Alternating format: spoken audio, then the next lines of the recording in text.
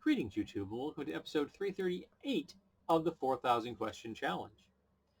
Should the sentence be fixed for certain offenses, or should it be based on evidence and circumstances? I think there should be, say, certain minimums for certain crimes.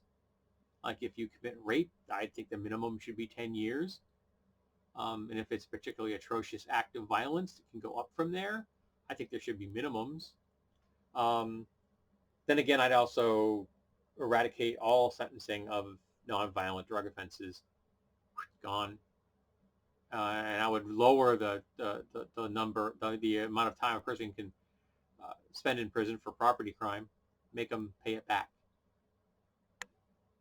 Why send them to prison? What good does that do anybody? You aren't benefiting anybody.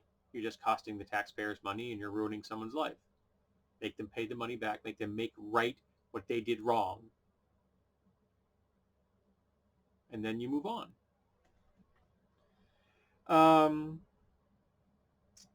What contributes most to tension between the races?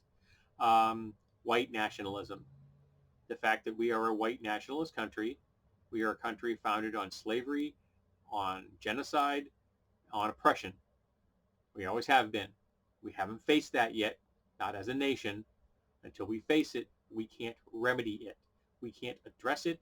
We can't even speak about it. Most Americans will not face the fact that white folks have benefited from a racist system, from a system that enslaved people and that tried to wipe out an entire continent of indigenous people. We won't face that. And until we face it, there's no moving forward. Should every citizen be entitled to free internet? I think that the internet should be part of a utility, just like every other, like the roads and a power grid, and it should be very much a public trust thing. And it should be much better than we have now. We have crappy internet. What do you think about having national health insurance and socialized medicine? I am 100% for it. Single-payer universal health care, free at the point of delivery. 32 of the 33 developed nations have figured out how to do it. The only one that hasn't is us, because we are a nation of barbarians that would rather let people die in the streets than make sure that no one suffers. Tying your insurance to your employment is an abomination. It is horrible. It is unethical and immoral. And the fact that there are people who are defending it all the damn time sickens me. What do you feel about people with extreme political views? I'm surrounded by them. This is a white nationalistic nation. I am opposed to it. In 2018, for example, all of the domestic terrorism was committed by white nationalists. Didn't get a lot of buzz in that in the news now, did we? Of course not. Because the news serves the white nationalist agenda. White people are always the victims. They're never the perpetrators.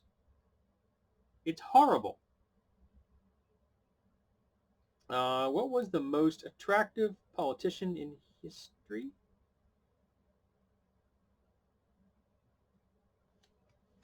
JFK, there you go. I'm not privy to all the ones that came before cameras. Do you think abortion should be legal under any circumstances, legal only under certain circumstances, or legal under all circumstances?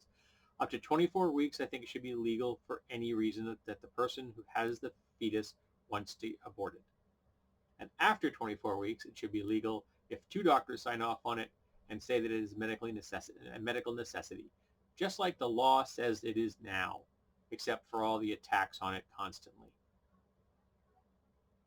The social conservatives in America are at war with anyone with a uterus. And the fact that there are people in the socially conservative movement that have uteruses or uteri baffles me. What progress do you think our nation has made with the drug problem? None whatsoever. We still treat drug problems as a criminal offense as opposed to a medical offense. And we shouldn't. Marijuana should be perfectly legal, taxed, distributed through proper dispensaries, and all other drugs should be decriminalized. Treat addiction as a medical issue, not a criminal issue. How do you feel about news media's coverage of the presidential campaign? Well, they helped get the shitgibbon elected because they pandered to everything he said and did, as opposed to just every day broadcasting his own goddamn words and making sure that the entire world knew he is a liar. Even at the time of this recording, it is May 23rd, 2020. And they still won't call him a liar. He lies on average, 22 times a day? He just lies and lies and lies, and they won't call him on it. They are cowards. What interactions have, last question, what interactions have you had with the police? Very few. I'm a white person. I've had to call the police a few times because I saw something that was being done criminally that I was concerned about, like a child being abused, for example, or my home was broken into, things like that. But very few. And I don't trust the police. Not at all. And I'm the whitest white boy that ever came out of White Town, and I do not trust the police. They are not our friends at this point in time.